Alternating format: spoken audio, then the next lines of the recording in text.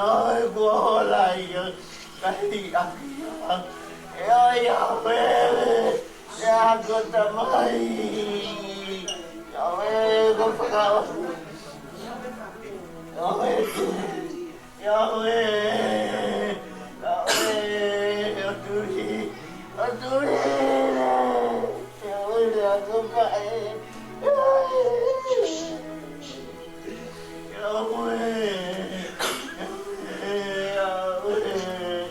Ay, sapere, amore,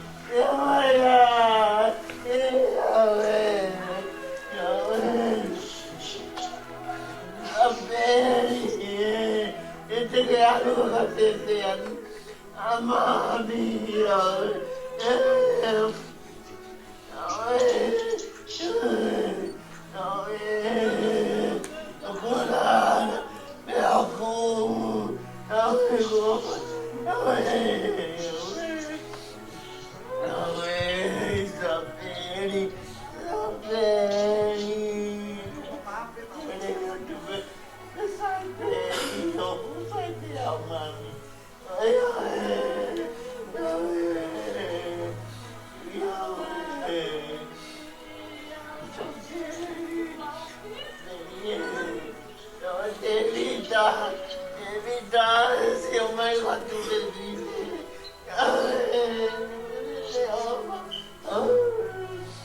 meu viu que vem mal, o pequenino, o sua meu que vem mal, o pequenino.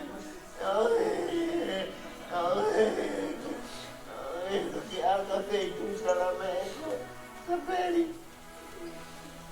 Ai, nossa, ele fica, ai, puta que merda.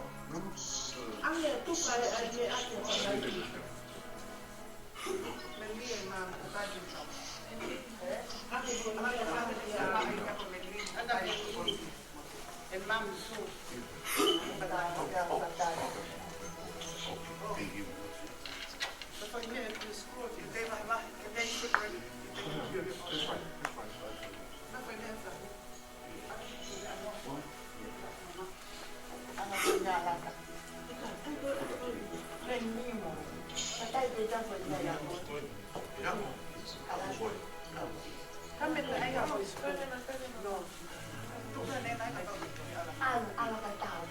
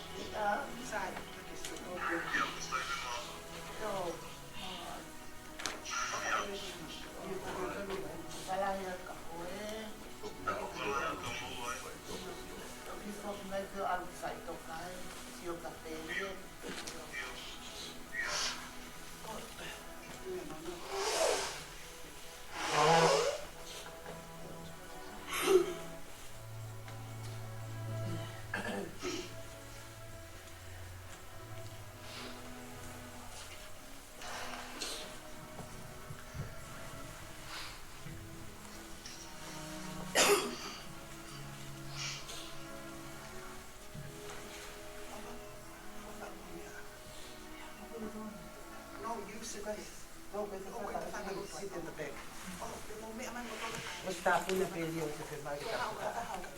Basta po pwede.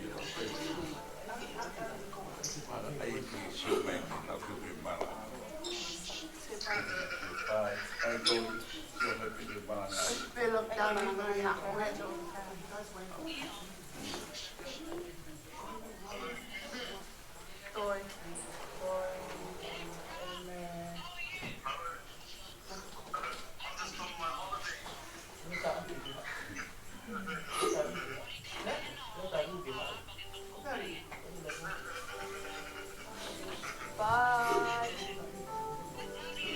Love you, Toy.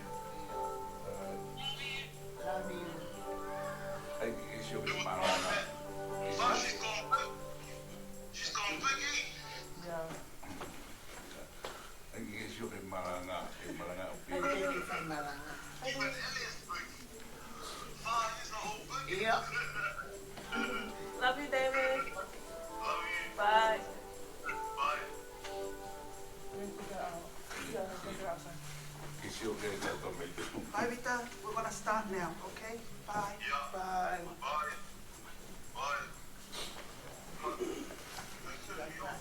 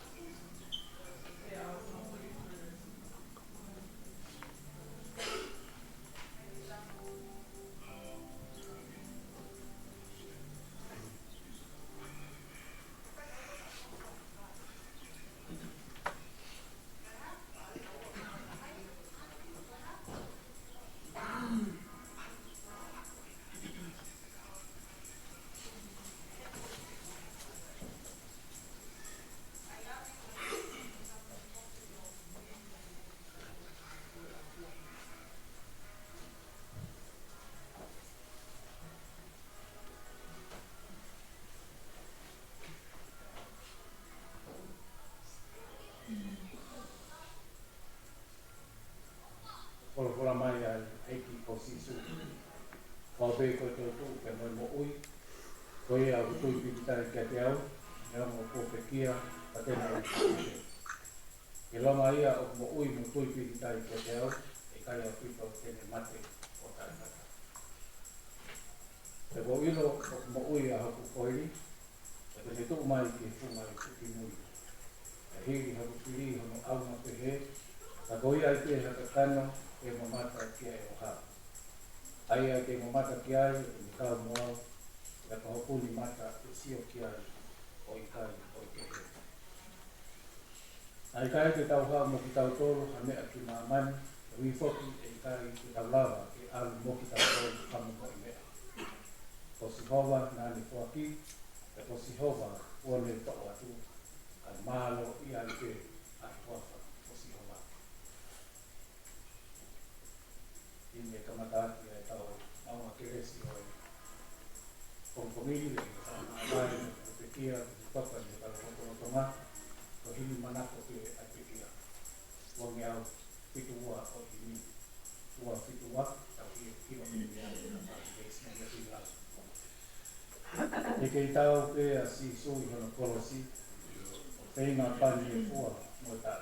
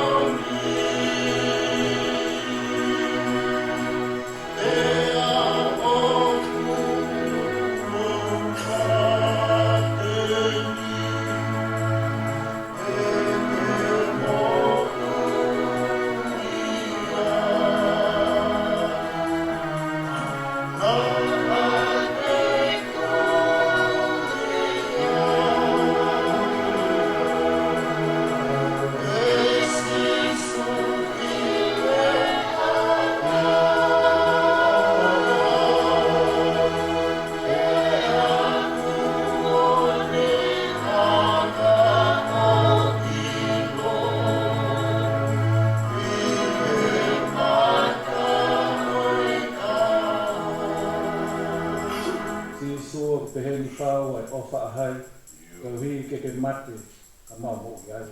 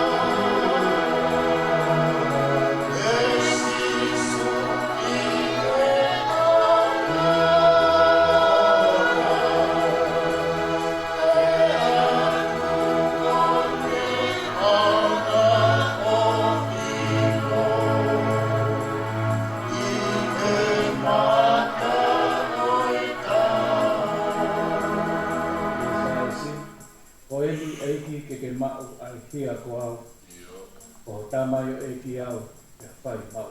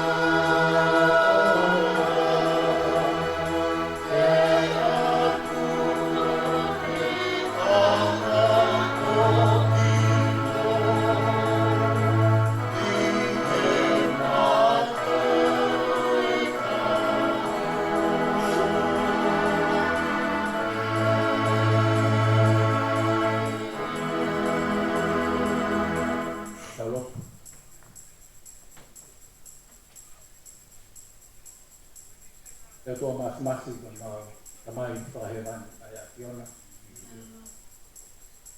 O toa koe ku ke a miu, ke ku ke pūre no whai te riha, i mea katoa pe o e universi. E ku tala mo fua, ai mea katoa pe ki a Fiona. Tau e a ki mautolu, ka koe kalauni ai whakatupu, no mai mua, ku whahoko ki a Fiona ki he mamani o ki Aku kai hato o tua ki te tau te mai a Fiona. Koe o tua koe o kōhiri. O tua koe o lolo konga, te o tua i te koe o te hauna. Aku mau whawhitai ai, he mau mau ai o tua koea, koe o tua o mo'ui, koe o tua o mate. Koe o tua o e tae whakangata ngata. Meongo e ngata e mo'ui ai tangata he māma ko e mi. Aku ke iai pe ai a Fiona. Te koho mau whakatua me rie anga ia hala whanonga mau tolu a hima o tangata. Koe mau ai o tua ko ia.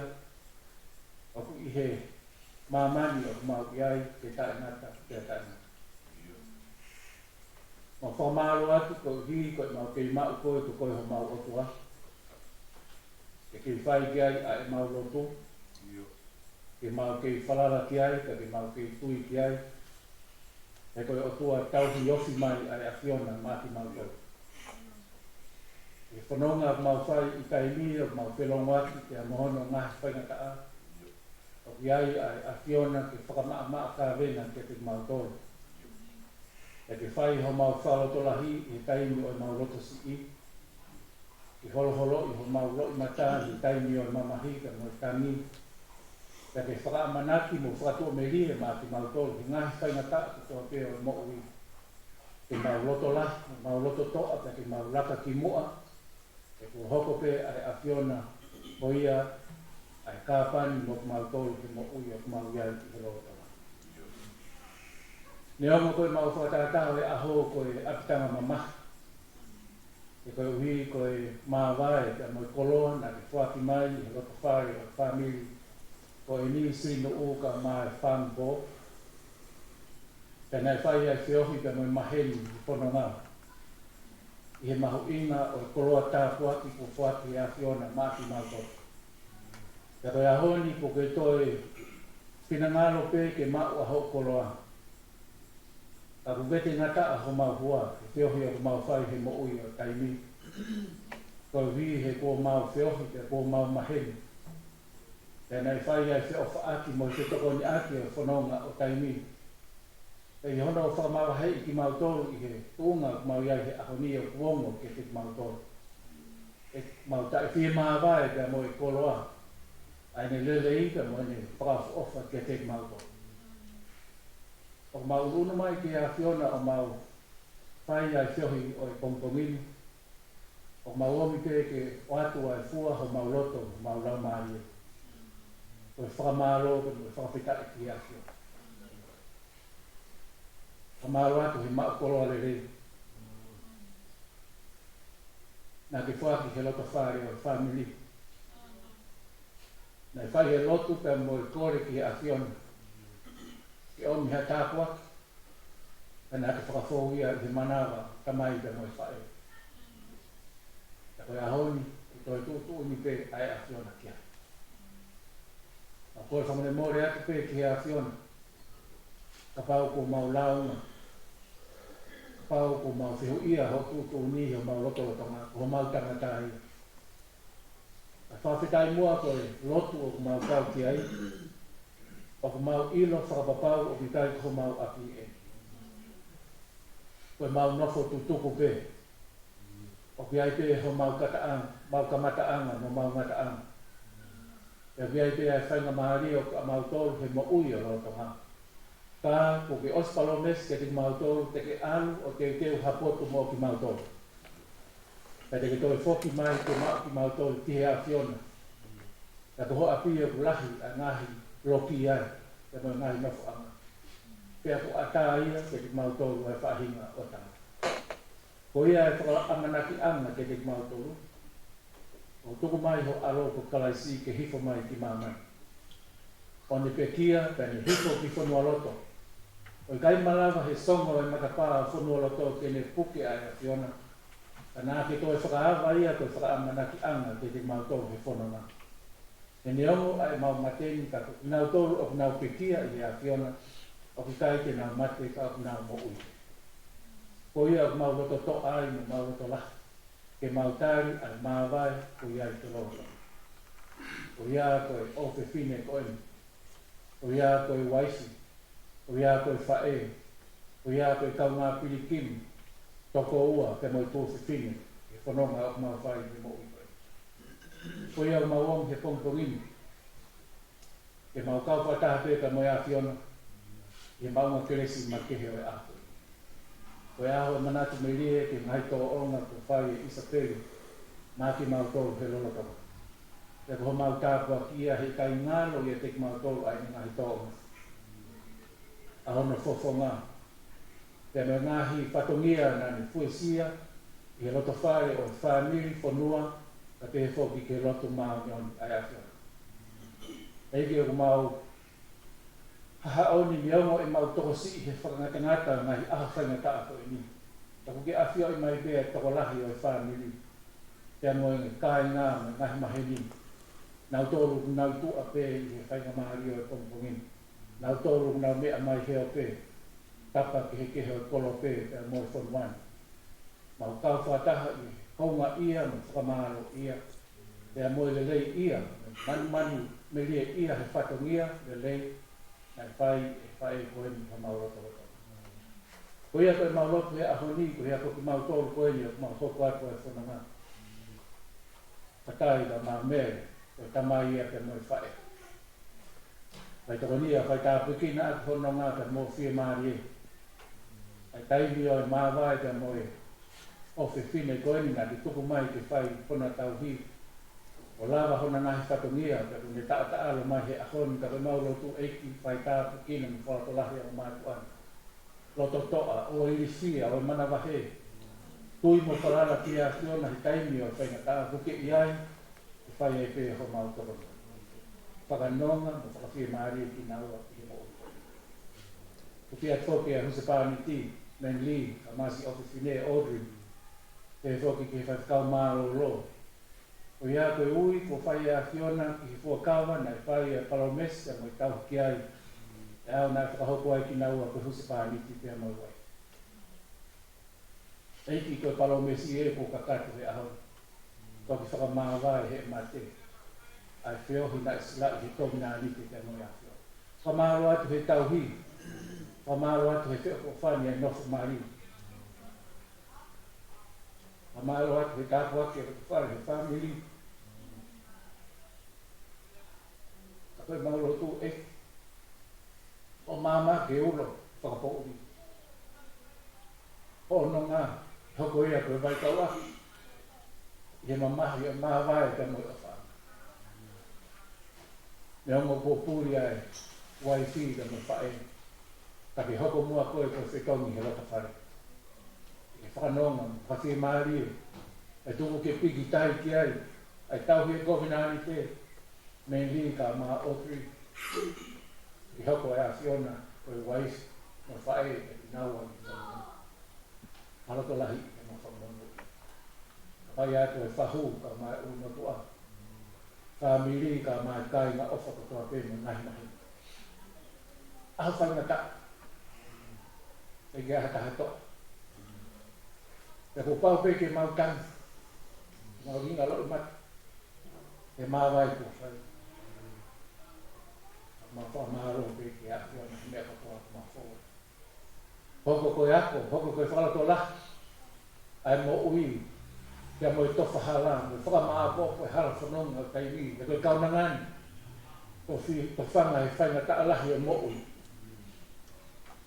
A koe aho ni pune toka i he nonga, e mo i whia maari e ai ake.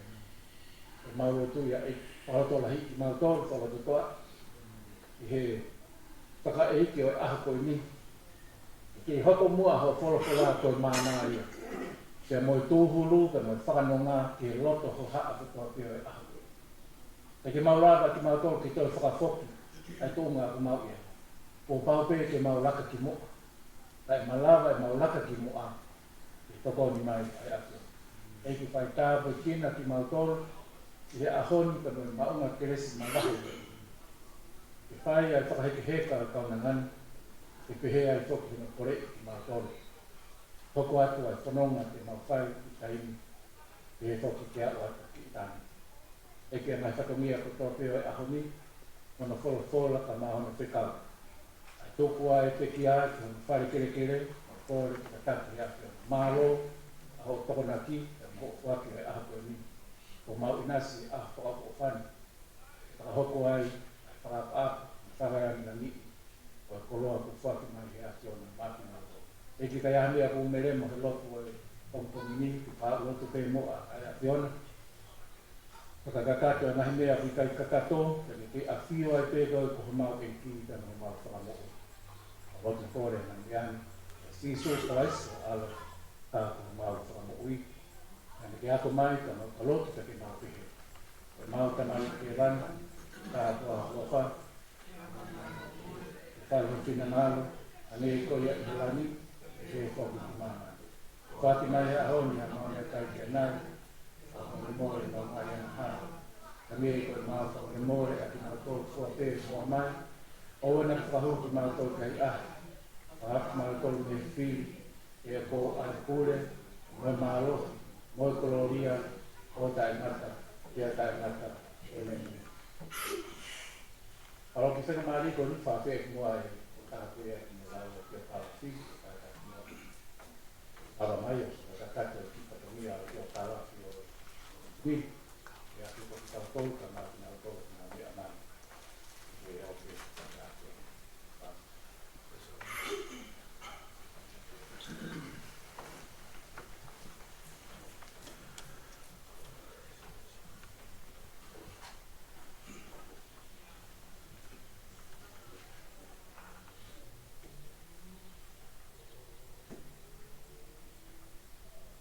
Aku ke tua mawhaki,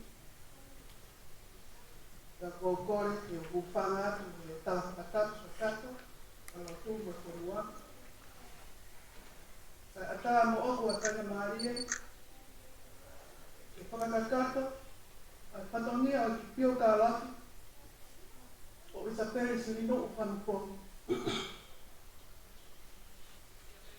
Na e tupu a Isaperi i he ongo mātua o whatai nuku hiwa Sirino o nuku he tulu mo wholaha ka mo mere aku purei tangitau vea o namtoka mo te ikiu.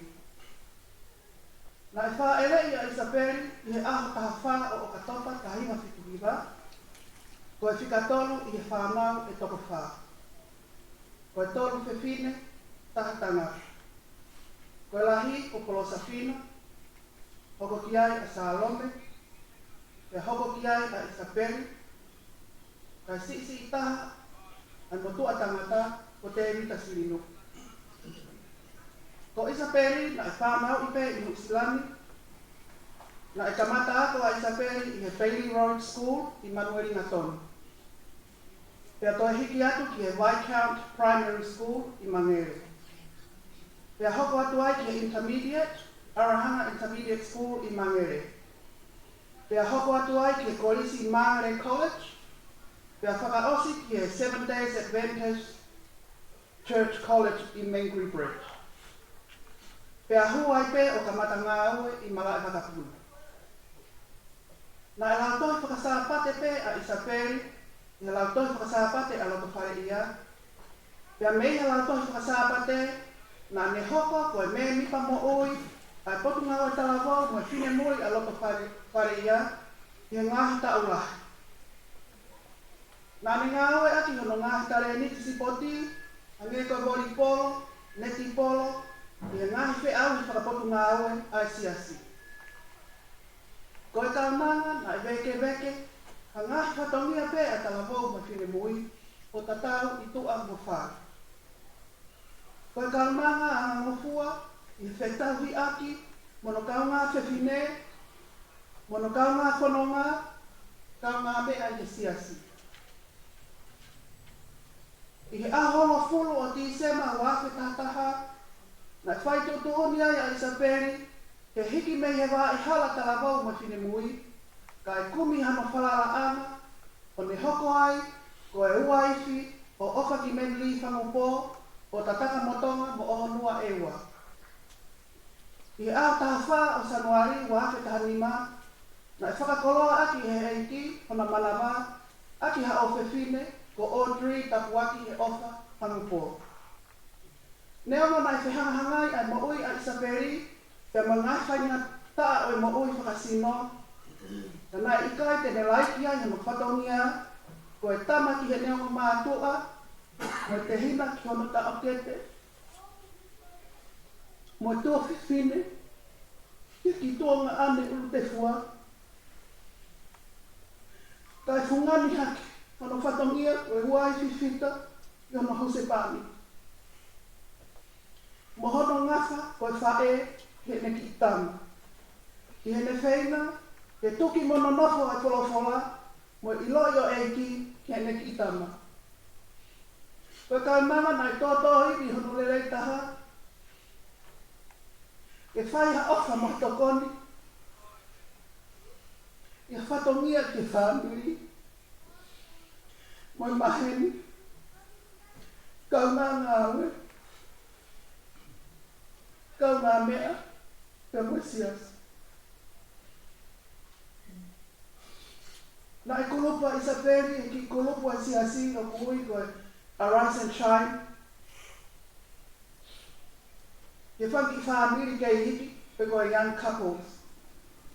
Na e kaua Isaperi he wahe mo e whei nasi aki, mo e me nipa o kulupu. Walotonga e lockdown ni, koe tahaini ene ngahi wahe whakaosi.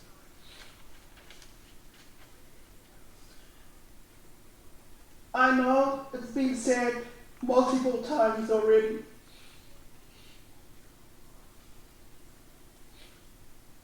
But I can honestly, with an open mind and heart,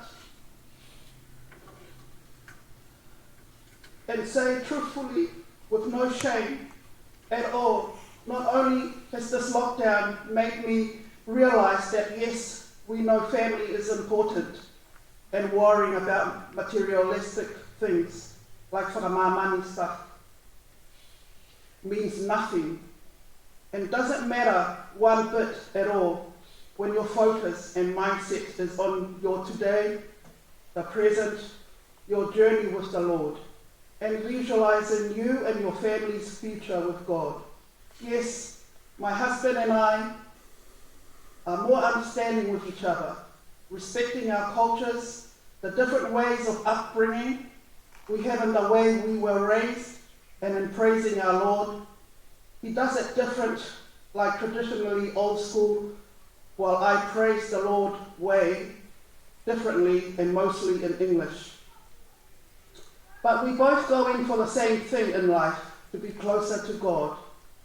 And even now, after lockdown, my faith is more stronger, and my mind and my pathway to learn and know God is more clearer than ever.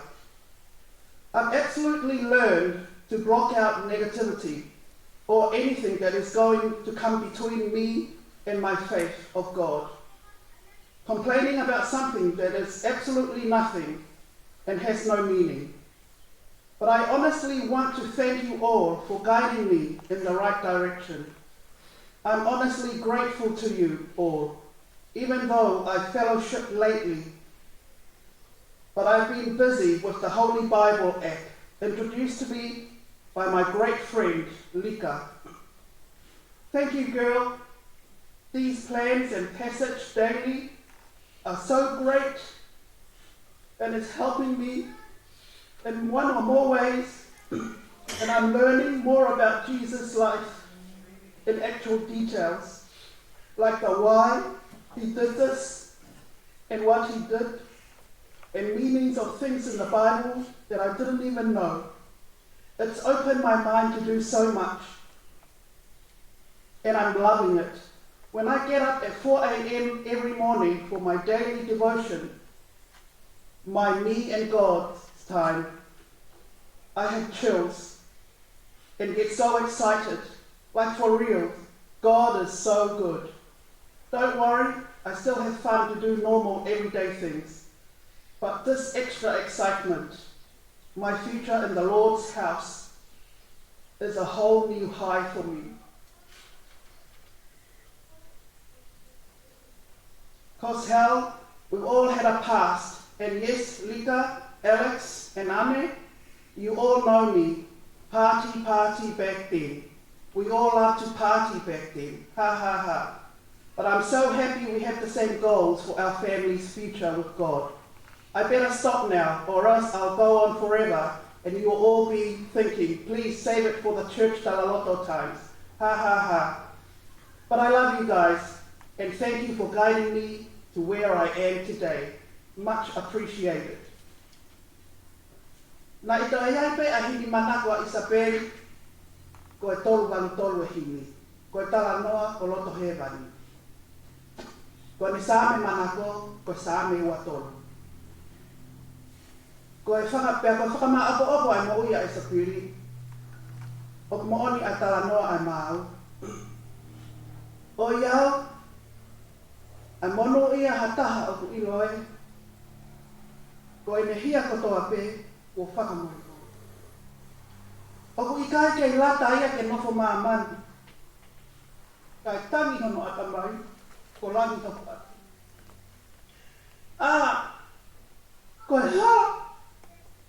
Koe ha mea i heni ke ta ofia. He hangea ku kama mai a sisu ke te ha. Moe kawa ngelona o ku nauta alo mai. Patai, Mere, Menli, Audrey, Colosapina, Salome, Evita, Nyono koe te ihen.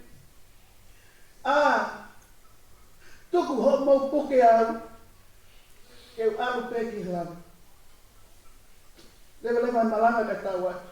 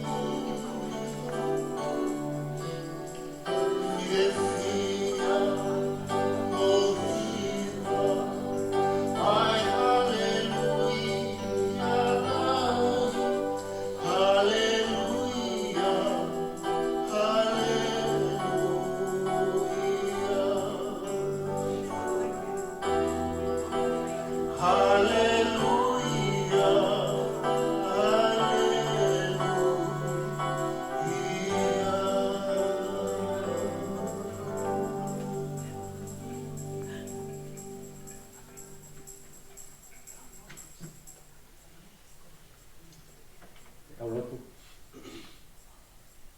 E hoko moa e rea ku butoni, o tau lotu, o mahi loto, e whakatupu hoi fua ki o awhio. O koe pēr o mau koe ri, o makai puku, whakamohi ana, ai awhio.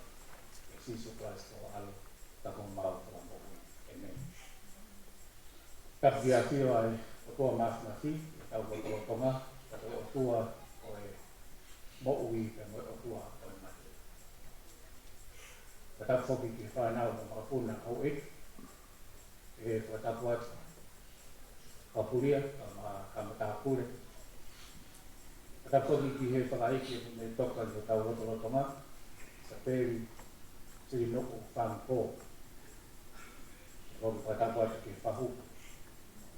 Whatapu atu ki o motua, whatai whatikau, e hoki whatapu atu ki o whatai, ka mā mere, e ka Medley, Audrey, ka mā Salome.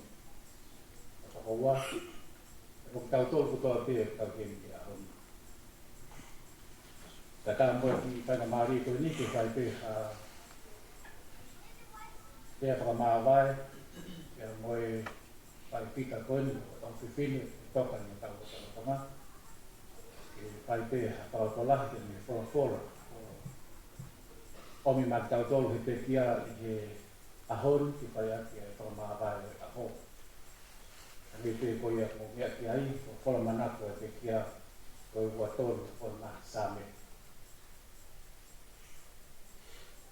I'd like to welcome those who are watching online as we farewell our sister, fellow Christians, and also a daughter, a wife. It's a very little fun forward this morning. I pray that the love and peace of God will be with you and with us as we farewell here this morning. I'll be speaking on Isabeli's favorite scripture from the Bible, Psalm 23, and my theme this morning is green pastures, quiet waters. Te kaweinga ia o Kongkomi, ki whai ati ai whakamāwai kaya moe taunanga ko ia ki me toka o tau wakamana. Te urawa mua ai wholawhola manako te kia sa me ua tolu. Ko hoku tauhi a Sihova e i kai te umasiwa. Kone whakatoko au, e ngahi toafa lau muka, a kone taki au, e ngahi vai whakanonga.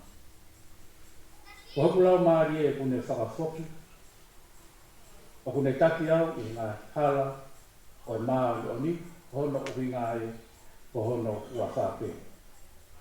I o neongo e te alupe i te lea, o ku maru aki ai a mate, e kai te manavahe i a kōwi, e ko koe o kuma whiohi, o si o toko mo akau, o kuna o whie maari ia.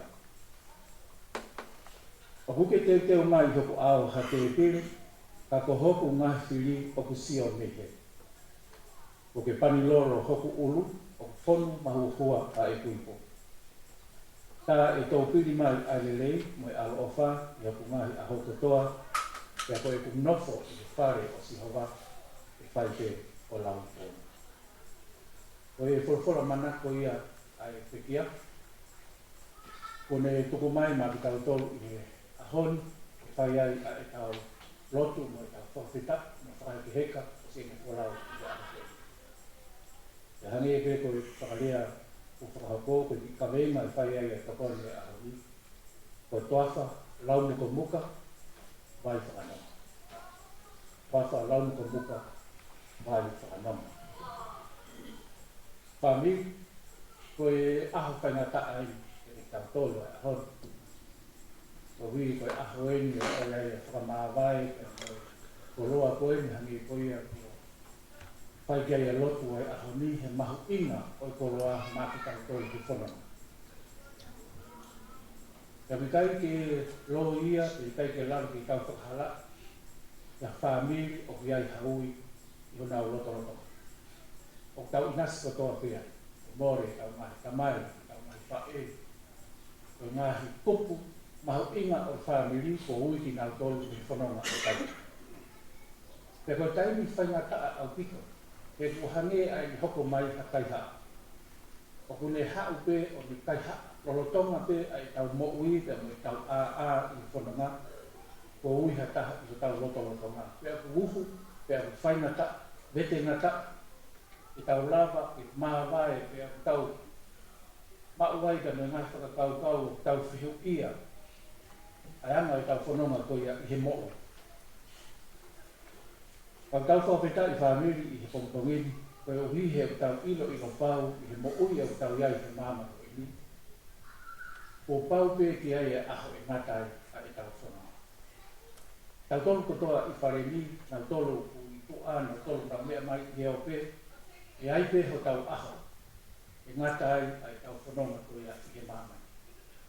O tau whehui pe i he taimi kotoa pe, o tau oho vare, o tau ofo pe i he taimi kotoa i hoko mai ai mate ke te tau to. O i tau ngahi lea whai whakaofa. Kai ha amanaki, i hoko hoa mea pe he. Pea mea o tau ngahi lea tau tole whahinga o tangata, i taimi o hoko mai ai, ai ui, ai e ki ho tau loto. Ko tau mai sinoni koe sino mateke. Koe fu kere pea mo efu, pea ko whainga taa, i he taimi lahi ke tau mo ui lelei ai pe i he whanonga. Whakakatangata e tau mo ui, ko hui ko i tau whaiana hala, i tala mai, ko i totongia o e hala ko pau ke tau mate kotoa. O kitai mua hangi ko i lotu ki tau whanonga kia he pongpongi ni. Ko hoko mai a kalaisi, o ne pe kia, kia ni te rio ki whanua loto pe hiri a hotolu, na eawa whanua loto mā ki tau tolu, koe amanaki anga, koe whakaroto lahi anga ia mō ki tau tolu. I ai e aho te tau kaunga tuu ai kia mo kalaisi, ki he mo ui o taengata, hiri ai whanonga ko ia o tau whai i māna. Pero tui ko tau amanaki anga, koe ngahi mea o tau ke e tau tui ke mo tau whalala, ane pe koe tala loto maarie, ko whai pe i sa peri, i pongpongini mā tau tolu, nā i whakahoko mai, e sa alome mā tau tolu he pongpongini. Ai me si o loto ana ia ki he polo, pea mua ne bakai atu ki he whare o tua.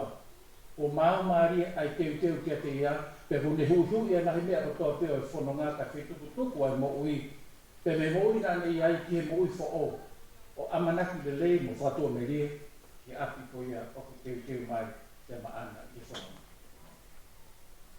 O whangai e pea ai ofa me mo whakamaro me me siasi, pea me koe whatai ka maa mea, ko ia koe tau whakawha koeni ko huki tonu ki roto whare o whare. Tawangi ki nonga pe no whina aria o kua ki takoni atu maki mō i he whanonga la vei pe hoko e tau whitu nima o mere aniasi. E mi tai kuha pe teisi e whia e ahonia. Hono mō ni koe o tau o ngoi. E au sia e tau whakawholofola koeni ko hui ai taha ki roto whare o whare. E tawangi mō ki nonga pe no whina aria o kua te taihe. Ata mai ko toa pē ke o atia ke te koe whakai ka no mea. I he tāri o tauwha koe no o whamalo atu ki he ofa tamu. No tauhi nai whai, no kai puri ki hataha. Tai na lo tūka mai whamiri koe ni homo ofa anga. Te tauhi ka moe whatongia nai whakahoko. Kia te ia tauhi he koe mo ui whaingata. Asi fōwai ai whae koe ni ofa whine koe. Te whoke whakongai atu ai awalahi ki koe mei li, ka maa Audrey, ke ia koe si whanonga whai ki moku koe. Ke iki pē whanongai. I tau ene whiha e nofo whakamari ke whalomesi tomi nā nike nai whai. A kua holoki ai whare he ahau. Whapetai pē mei li, ma ua māma koe ia he wahe pēr moe kaunanga koe. Wakai ki ni ngahi. E ngahi te rea nani hifo ai he mo'ui whanonga. Tō whiha ki whare mahatu hu atu hu mai. Loto lahi pē, te tāri ai mahi. Ahi ga me whaingata o e mo'ui, he ngahi whai tō la lahi nai whai te ia. E pore taki pē ai mo'ui. Ka tau whanonga he ahoni, e me tala o tō, tau amanaki le lei. Lava e whatomia, pe tuku mai pe te koe me li. Hoko atu o whatomia, tau ki a ofi whine. He mo'ui koe. O whalai atu pe te koe, ka Audrey, of your Sunday school friends, send their love to you because of your mom passing away. me koa tini tu klasi o. Te whoke a whaka Salome ka mai o te ina. So ia koe tari o tau whako ni taku. Tuipe a honi. Ane koe te teo mai ki tatumia kompomini ko whanongo ki tala loto ko lau e Salome a honi. O saipe sa pe ono marana he a honi. E te kau maha ina ko mai. I anga te tuku e mo ui. E me mo ui na ilai te puhi i ke mo ui fo o. Te mo ui ko ia tau amanaki ki ai ko hile ki mo ui taimi no ko i tau i ai. Te ko tau wha mo fulu, te ko tau whitu mo fulu, wani mo fulu e whanonga. Ko mo ui a oku tae nga. E kai tau ngata. Ai mo ui tau amanaki ki ai te tau teo ko ia i whanonga o taimi. Ko ki manati mai ria pe ki he kaunanga ko i ni, ka mili. Tere mai ki he kai ngoloto loto whare ia e whatok ngai ki ta hine ko i ni. E kau he potu ngaro karabo.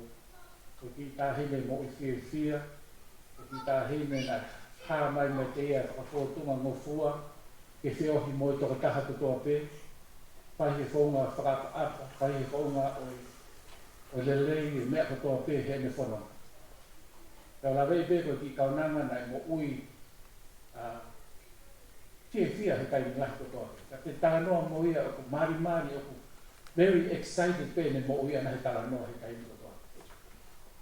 Pena mahino pe ai ni tonga mo ui i he ne mo ui whakatoa ki lalo, koe mo ui ofa, koe mo ui whakataki. Kahi uni le lei kotoa pe, hā ia pe nehi kaunanga koe. O tui whia ai kalawou, ke mo whine mui kotoa pe, hanei koe a Rise and Shine. O mo wakai mai koe tō taha kotoa tau he mo roto ngā. Koe whakatata ia, ke te tau tō he mui ake atu ai whanonga. Hanei pe koe ni kalaloto he aho ni ngahi mea kotoa e māmani koe ni. Muna kotoa pe. Ngahi mea kotoa e UNESCO. Te tau whia ai, ka pe taimi mau pe. Ka ko muna kotoa ki he mo ui, a roko atu ai whanonga. Koe kai o whalahi atu sa pe, ke te koi pongini neongo, peke ke toi whanongo mai to maure o, mau whamaro atu, ke ngahi le rei kotoa pe, a te tuku mātu mau toi ki he whanonga. Tuafa lau ko muka, vai whanonga. Green pastures, quiet waters. Koe whekauia o e ahoni o mai sa peri mat kau tōru ke au. Koe sāme, koe ni ko tau whanongo ki ai, koe sāme ia o whamahino ai whiohi o whai e he o tua, te koe tauhi sipi, te moi ne whanga sipi, te koe o tua me whahinga o tamata. O whamatala a sāme o ahoni ki he ngahi le lei, te moi tāpuaki, o inasi ai sipi, he mo ui e whanonga, o whakate whito, he le lei o tauhi, e ne ngāu e koe o whai ki he mo ui. Ko tō mai bea vesi ko ia a hono wā ki whai ai ki toko ne a honi, ko hito sio ki mo ui a kaunanga koe. Tala noa ki to awha lamu ko muka, te moe vai whakanonga, ki he tala noa ko tau whanongo ki ai ki he aho ko ia o ene hiki, te moe anga ko ia o whanonga, whama opo ene mo ui i he mea ko toa pe, lava ke tukuangi ai tamai moe whae, tukuangi husapāniki moe ofifine, tukuangi whanga koto te hina, tukuangi ai tōnga ane, he whanonga ai mo ui kore ni, mono mahi mahi ni. Ta lava ke whai ai sio moe amanaki le le, ki he toafa launu ko muka, ea moe vai whanonga. O tau amanaki le le, ki ai he koe tau whanonga whai tai ni, o tau te paki ki tau tolo moe ngahi whai ngā taa lahi ai mo ui hakenga, he whonga, hangi koe ni nai ai mo ui ai si whai koe ni. E whai to'o lahi nai whai kene mo ui he whanonga. Ka hoko pe me tangata i ki koe la vai o ta'u taha whai to'o lai koe ne whai ke te ia me ta'u o mai ua. Mo ui mai ai e whai no lau mai ki a hon, e tari kua au ki ono e. Whai ngā taa ia o tau whikuki mo ia i he taimi ko toa peo mo ui. Pea peke ke tau lau, pe ke tau hanu, ka tau whenga ke tau mau hairi, ka mo mārohi ma ki tau tō, ke toko nia ki tau tō, te whanonga koe au tau whai i he māmani koe, koe whuwhai o tau whanonga i he mo ui koe. Te koe toa whama ki tau tōru, o ku whainga taa hono mea ko toa me, o ku maka, o ku fua, o ku uri, ai toa wha tau i ai, te whanonga o tau whai. Hane pe koe mo ui a tau nanga koe ni, nane whanonga he toa wha. He langa, pia moe uhu, pia moe mamahi o mo ui, te kuki pia moe palparema koe i hono sino. kuki whare mahaki, hu mai. Kei noto lahi pe. Hono wha ahia ko ne tala roto, whawhita i te ki o kou sai pe au whai whita. Kou sai pe au. Nea mo koe tā wha ia lahi pe, kai amanaki pe toi mo ui mai. Koe rea i pe, o kou sai pe au whai whita. Ko hui koe lahi e ne tui no me whalala ko ia ki hono tau hi. He ko hono tau hi a kone afioi, ai whaitu lelei, ai toafa launu ko muka, moi vai whakanonga. Ke whakaorunga ki ai, ke whakatokoto ki ai, ai moko. Anei pe koe tala loto whai he whai whikau, aha whakaosi oi pe ki a, kore ki hona huse pāmi ki, ke whaafua piki ki orunga, ke a tuku hifo ko ia o ne tokoto atu ko ne whora.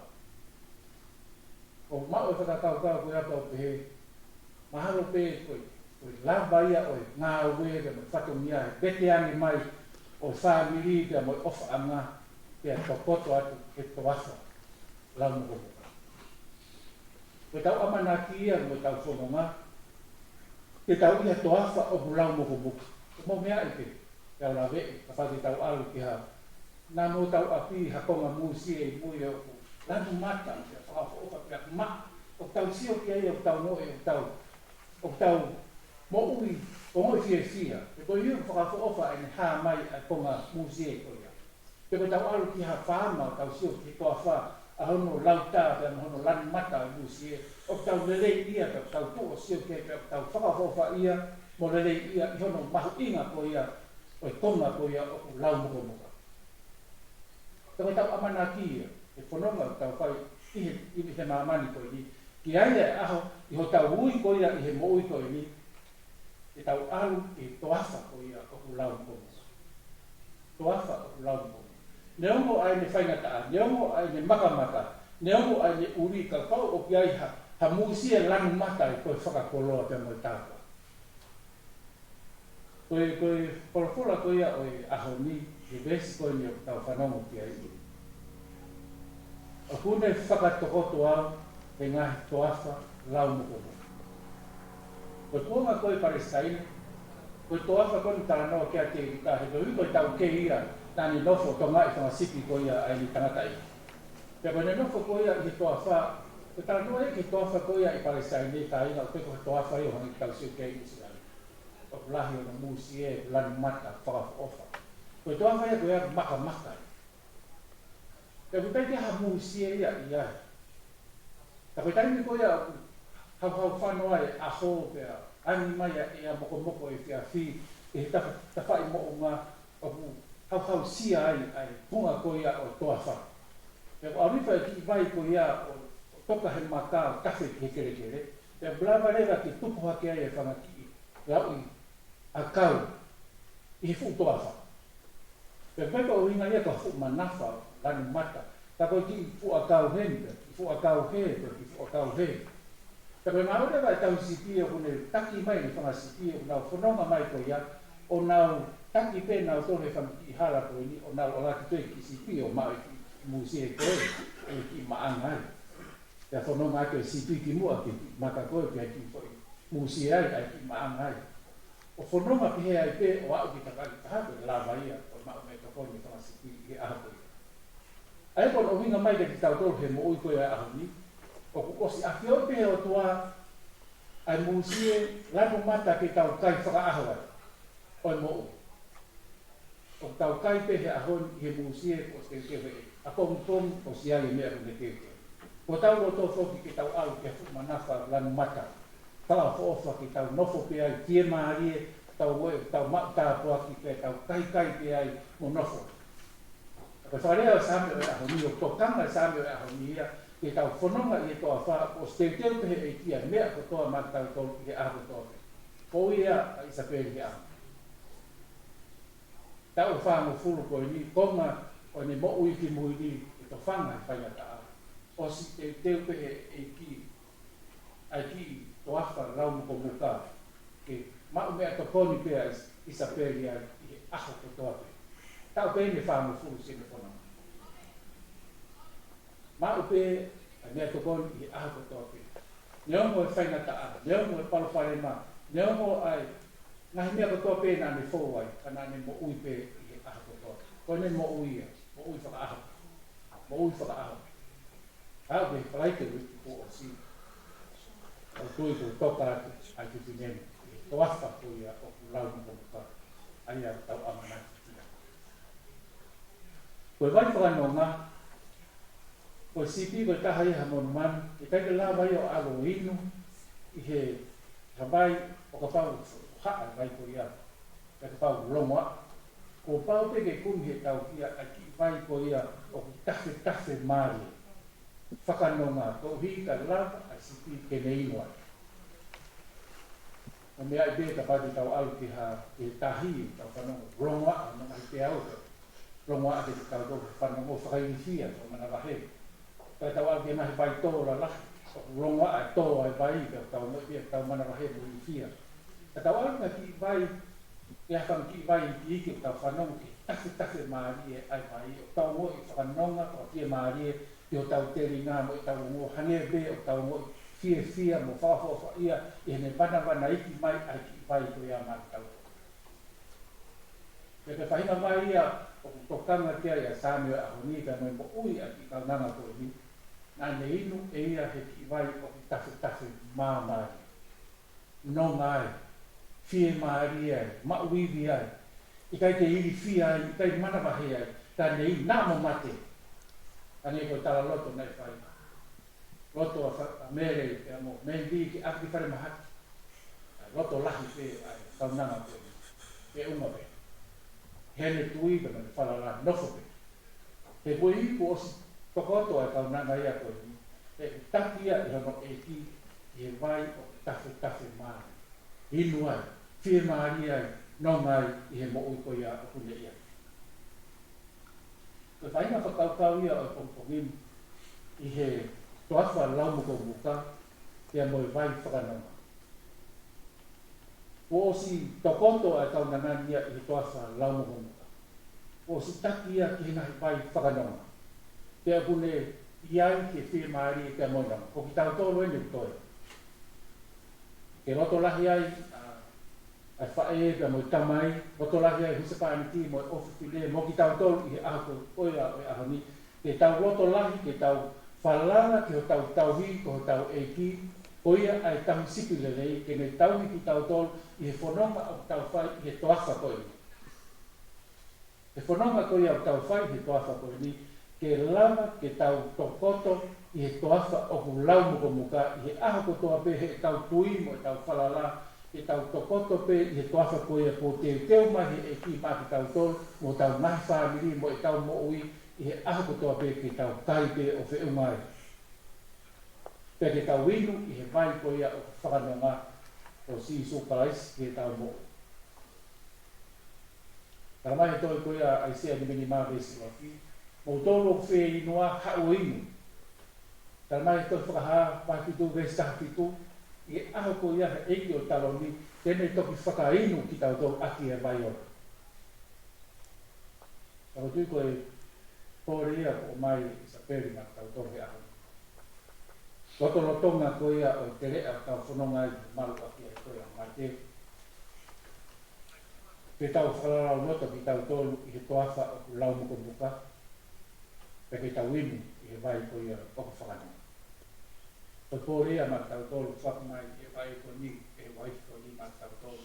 I he mo ui ko ni ki tau roto lahi ai, ki tau roto toka ai ki whanama. Ki tau mana tua ma upi. O ku le lei ai mea ko tokoni ma tau tolu, ka ko le lei ai, ai tauhi e whahi e kua ma ki tau. Ai koe ahoni ko tau tuia ma tau amanaki, ko wheronga ki a Isaperi, ki a mohono tauhi le lei. Ono e. Tau whanoa, nai o mai e eiki a Isaperi ki le kawhare o whamiri mo tau tolu ki toa pe i whanonga, koko na whātaha i o katopa o i tau ni. Ka ko omi ane mo ui koe tāsi pinga ma tau tolu ke porei a ki tau tolu he whanonga ko ia o tau whai i he māma ko i. Te bea ki pangi tala loto nai po weki mai tō taha ki a te au, o ngahi Toko nia ne whai i sa pēri i he ne pēsi, e whai aki a e ne whakalau noa, i hono eiki i he ne whanonga. E taha eni o i mai wholofola, nani wahe wahe. i e pesi. Raksione vahe wā pesi hono ono. Ko ia o kune pehe, o kune nofo ma'u ki he o toa, o kutotonu, ke hange e tofu pe e le to'onga mo ui, ko e to'onga mo ui, as Isu Christ. Whoever claims to live in him must live as Jesus did. 1 John chapter 2, verse 6. Porfola hono wa raksione, wahe uraki verse 2. Pakapau o kitau mo ui i he mama o hange koe otua.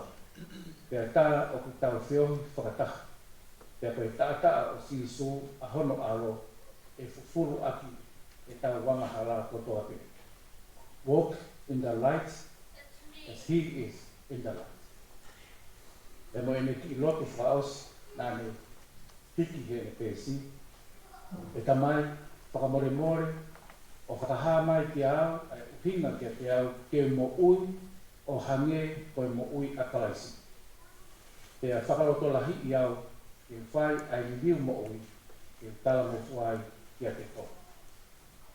Father, please show me what it means for me to live as Jesus did, then give me the courage to make the changes I need in order to obey you. Amen. Kani ki lotu ia, e honi kora, wahe wahe wha ausi aki i hene pēsi. E hutui koe pōre ia ma tau tō he ahon, o whamanatu mai ki te kago, os lava, e whatongia o isa peo. Lava e ne fua whatongia ki he mātua, lava e ne fua whatongia ki he huse pāniki mo e ofi fine, lava e ne fua whatongia e te koe whahu uru motua ka mo e whaamiri, lava e ne fua whatongia ki he seasi ki he whanau. O e mau tala mo nui e isa peo, tawangi ki o tō mawhi ki ne whai tāpui kina i te koe, i o whanonga whai atu i he tekia, me whakatauangi pe o kuke tokoto, i he toa whako ia o kulau muka muka. Pe kuke inu, i he vai ko ia o ku whakanonga. Pa maro atu i ngai ngau ko tō pe, ngai te kahoko, i he mo ui ko ini, ka te mua atu ki he api ko ia ko te teo mai, te no tau tau he isi, ka tuki mau tolu ke maa mui atu, te moe amanaki atu, i tau tau whelongo atu, i he mo ui ko ia o i kahako. Ofa ki whai tātu ki na tau tolu he o tua, o ia te whamawai tau whai, te moe ofi whine toi i he mo ui, ka tala monua ki tau tolu, o tau hoko ai whanonga, i waka e tamai, aio me lauma ai e maa tolu, amen. E tau hiwa i he wha, pitu wha o ki ni, ka mai resta i ia, wha pitu wha. Hoki tau hi a Sihova, o iau he ofa, i kai te utue noa, o iau he ofa, tene kumi hoko hala, po po i whainga taa, ke teo a keinanga anga, o iau he ofa.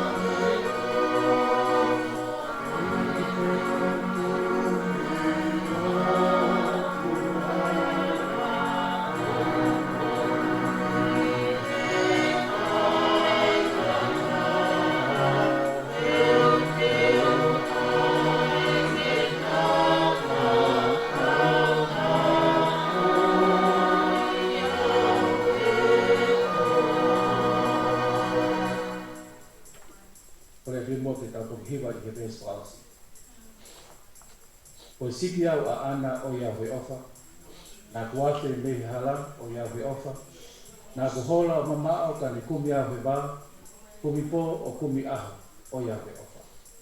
Na ane ki taki atu o Yahweh ofa, na ane turi peke mao o Yahweh ofa, na ne hanga pe o fua hili whaki hono uma, whai he la a moe uha o Yahweh ofa, peso asi. Oi, e te tau ki monuni o Yahweh ofa.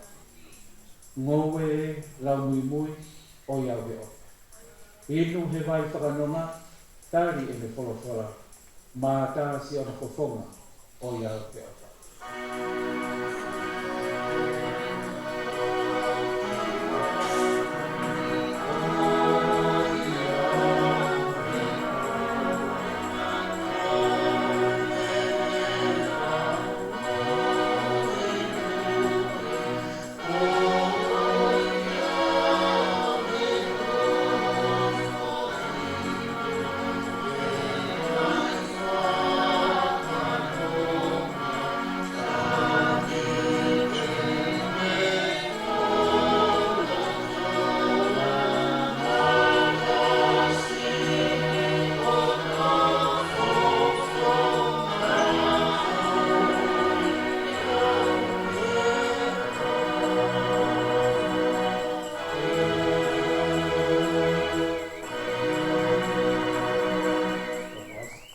Pero tres akawaiki o Jesus Christ o whalahi ai o toa te tautamai o te ohi o lau maari maan on e te tautoro ko tau te ia o taina.